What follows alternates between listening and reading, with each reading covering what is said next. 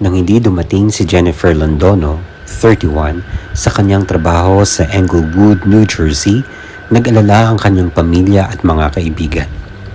Kilala bilang masipag sa trabaho, si Jenny Londono ang namamahala sa bagong Luna Lounge sa Armory Street. Huli siyang nakita noong madaling araw ng June 25, 2017 habang isinasara niya ang bar. Dapat siyang papasok sa trabaho at bubuksan ang lugar nung gabing iyon, ngunit hindi niya ito nagawa.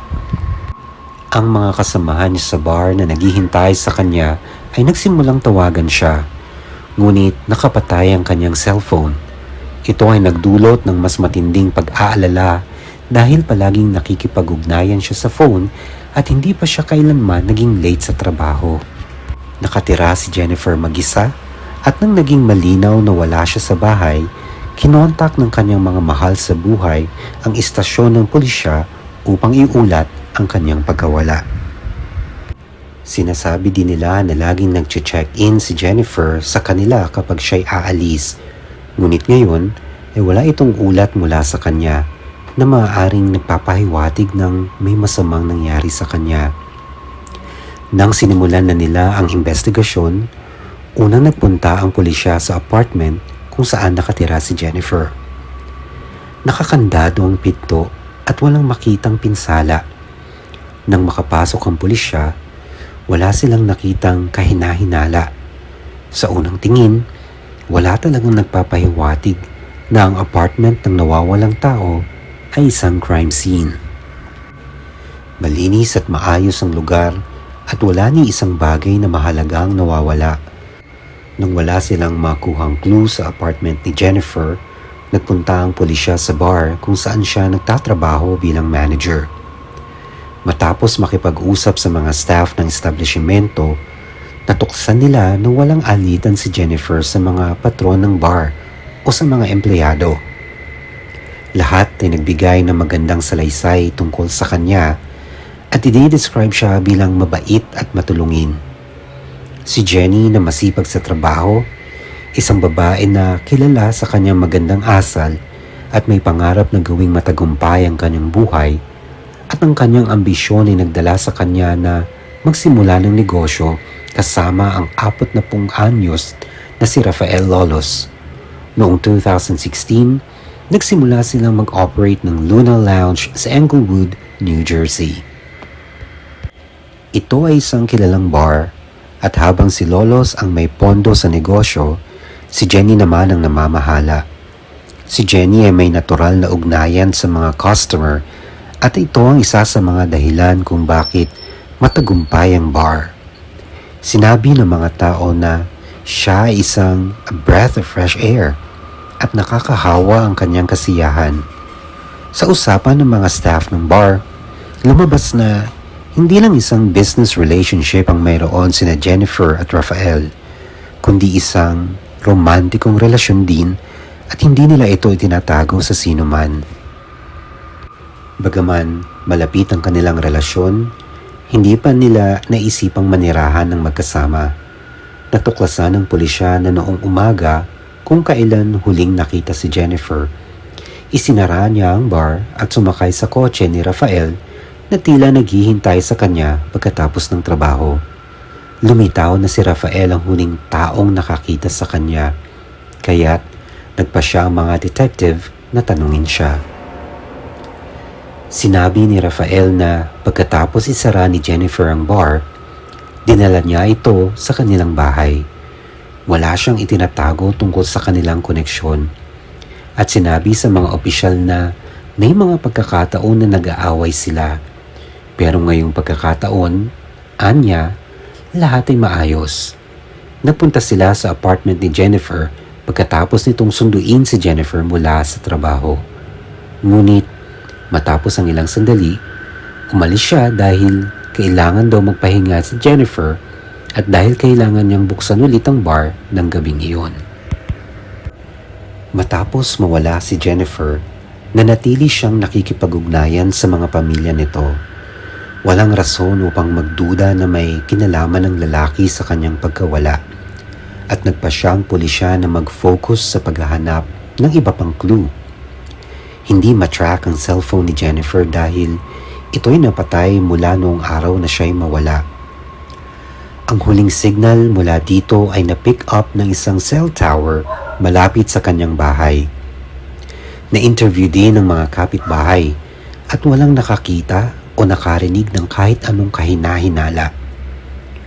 Nakipag-ugnayan ng pulisya sa bangko kung saan si Jennifer ay may account. Madalas, ang impormasyon tungkol sa paggalaw ng pera sa bank account ay nagbibigay daan sa pagtuklas ng kinaroroonan at kapalaran ng may-ari nito. Walang exception ang kaso na ito. Nang magbigay ang bangko ng impormasyon na hinahanap ng pulisya, sila'y lubos na nagulat. Lumabas na ginamit pa ang bank card ni Jennifer kahit pagkatapos siyang mawala. Ito ay nag-udyok sa mga investigador na mag-isip na sinasadyang nagtatago ito dahil sa kung anumang dahilan.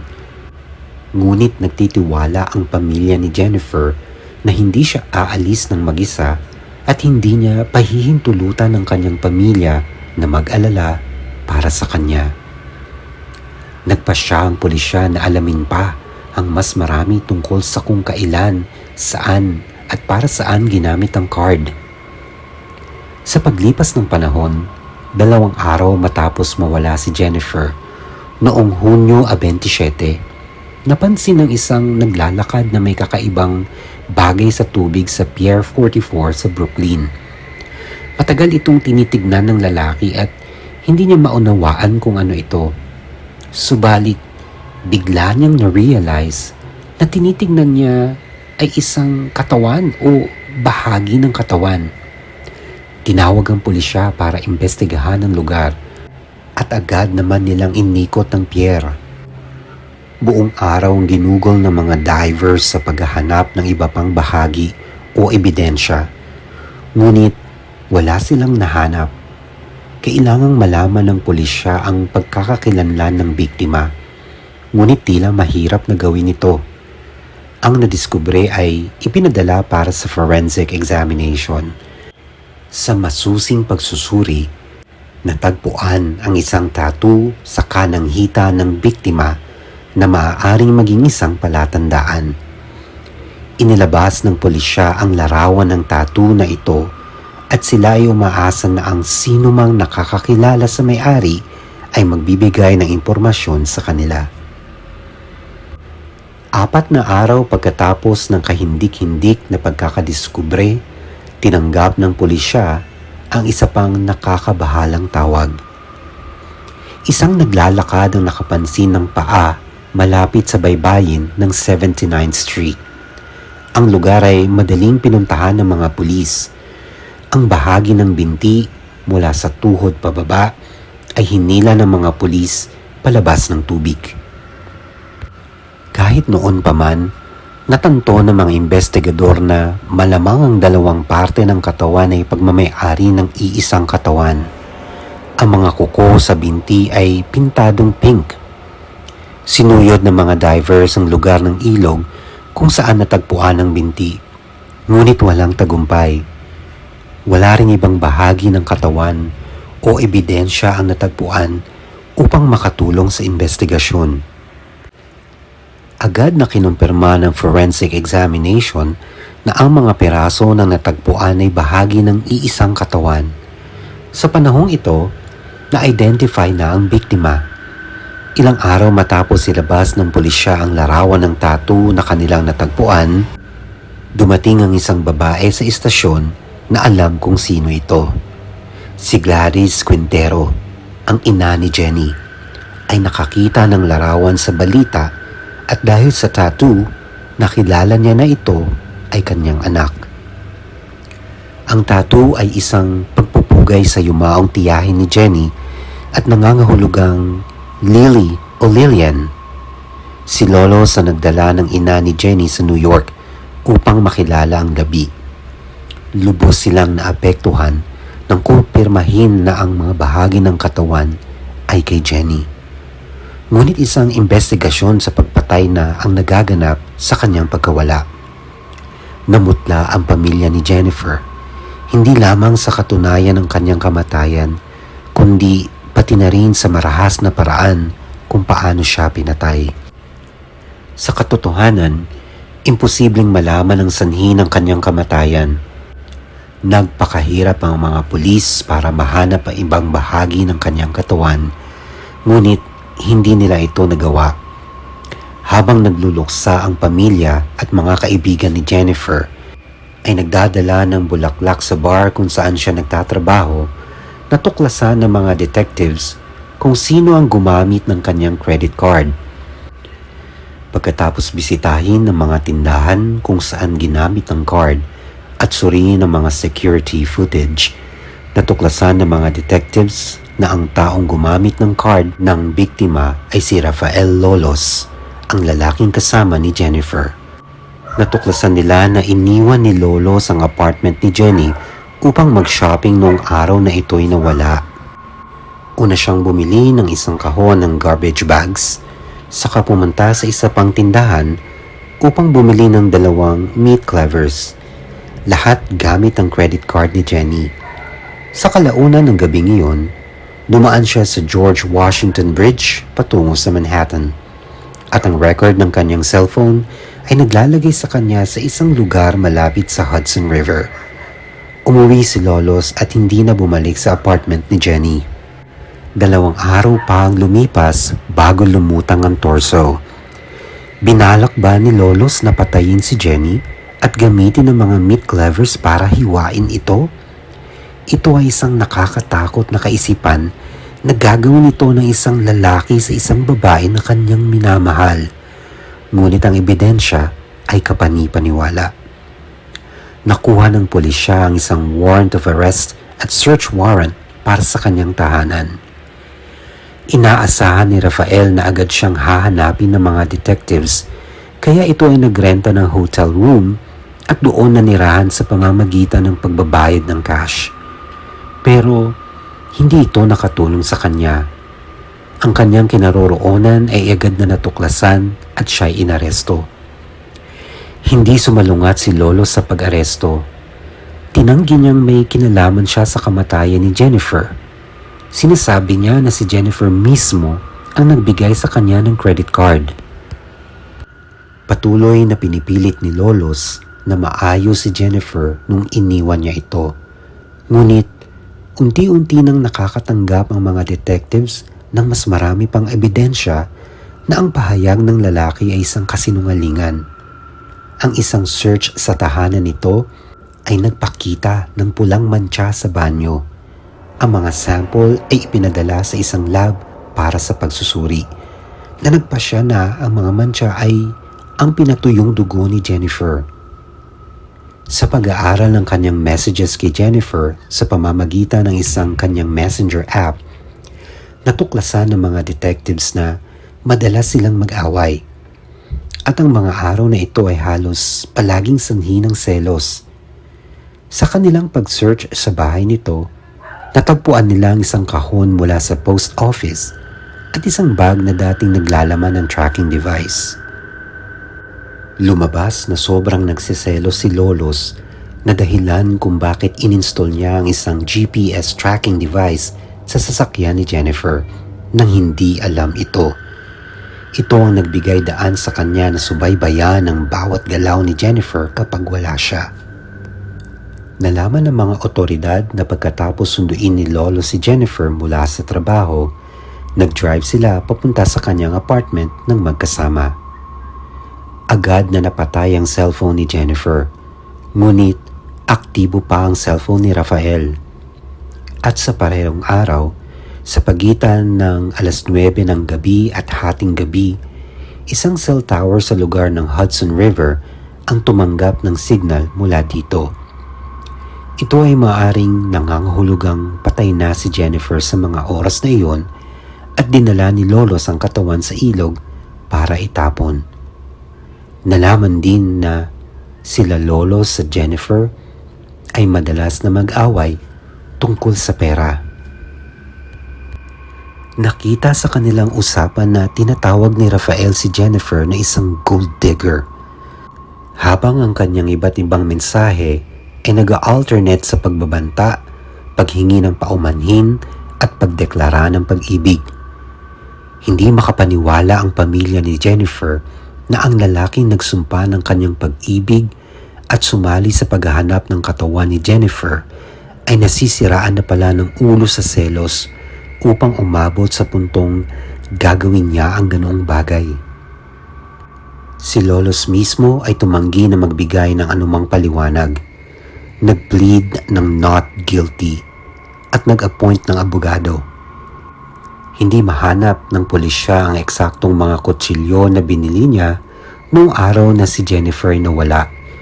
Pero pumunta sila sa tindahan kung saan niya ito binili at bumili ng eksaktong parehong duplicate na kutsilyo.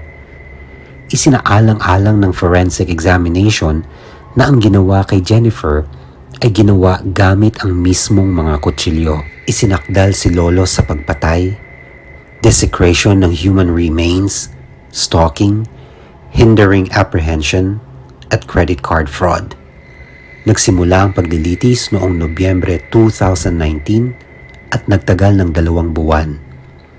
Sinabi ng mga prosecutors na namatay si Jennifer sa kanyang sariling apartment sa kamay ni Lolos. Matapos ang isang maingay na argumento, sabi ng prosecutor, si Rafael ay halos mabaliw at labis na nasaktan nang sinuspetsahan nitong niloloko siya ni Jennifer. Ang mga abogado ni Lolos sa kanilang bahagi ay nagbigay diin sa korte na walang ebidensya kung paano totoong namatay si Jennifer. Wala itong mga palatandaan ng pakikipaglaban sa kanyang apartment at wala itong mga marka sa bathtub kung saan umano nangyari ang mga dismemberment. Inakusahan ng depensa na ito'y nagpapatunay na kawalang sala ni Lolos, habang inakusahan ng prosecutor na ito'y ebidensya ng pagtatago ng ebidensya. Ayon sa prosecutor, may mga pagkakataon na ang pagkakulang ng ebidensya ay ebidensya. Ito ay ebidensya ng pagtatago ng mga bakas ng krimen.